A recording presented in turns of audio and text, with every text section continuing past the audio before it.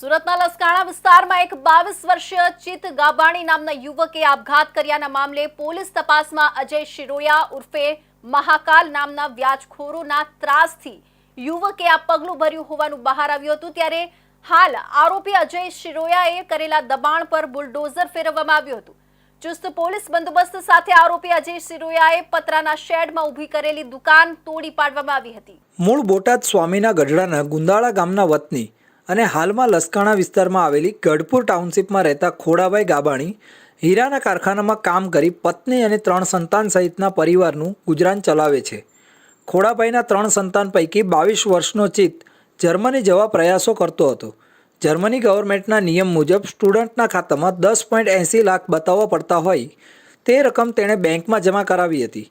દરમિયાન ચિતે શુક્રવારે બપોરે ઘરના પંખા સાથે કાપડની દોરી બાંધી ફાંસો ખાઈ આપઘાત કરી લીધો હતો।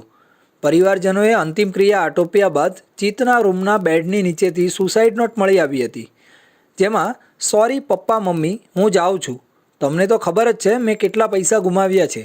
જર્મની માટે જે પૈસા બ્લોક કરાવ્યા હતા તે હું હારી ગયો હતો। જે પૈસા ગત વર્ષે ઓગસ્ટ સપ્ટેમ્બર માસમાં જ મેં ગુમાવી દીધા હતા।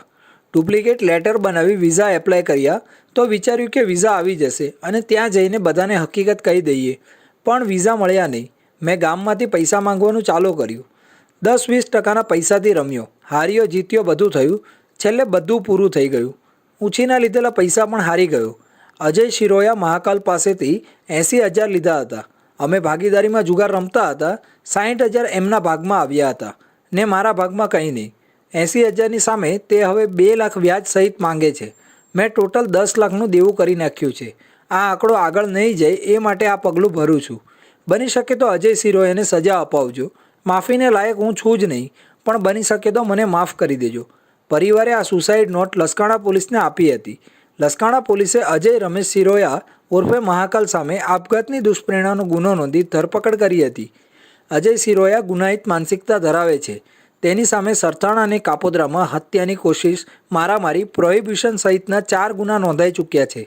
આ સાથે જ તેણે સરથાણાના વીટી સર્કલ પાસે ગેરકાયદેસર દબાણ પણ ઊભું કરેલું હતું। ગઈ તારીખ 17/5/2025ના રોજ સુરત શહેરના લસકાણા પોલીસ સ્ટેશન ખાતે આત્મહત્યાના દુષ્પ્રેરણ અને વ્યાજખોરીનો એક ગુનો નોંધાયો હતો। જે ગુનાની તપાસ દરમિયાન આરોપી અજય રમેશભાઈ શિરોયાની લસકાણા પોલીસ દ્વારા ધરપકડ કરવામાં આવી હતી। તપાસ દરમિયાન પોલીસને જાણવા મળ્યું હતું કે આ આરોપી અજય શિરોયા છે ખૂબ જ ગુનાહિત ઇતિહાસ ધરાવતો આરોપી છે અને એણે સરથાણા પોલીસ સ્ટેશન વિસ્તારમાં વીટીનગર સર્કલ પાસે જે એસએમસીની જગ્યા આવેલી છે ત્યાં હવેલી 5 સેન્ટર અને ઘોડાનો તબેલો બનાવેલો છે, જે ગેરકાયદેસર હતો।